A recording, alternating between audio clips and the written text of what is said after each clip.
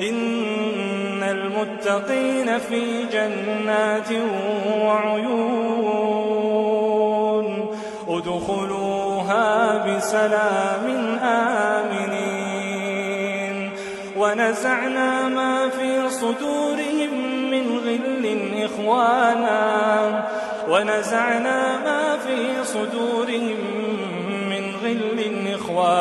على سرر متقابلين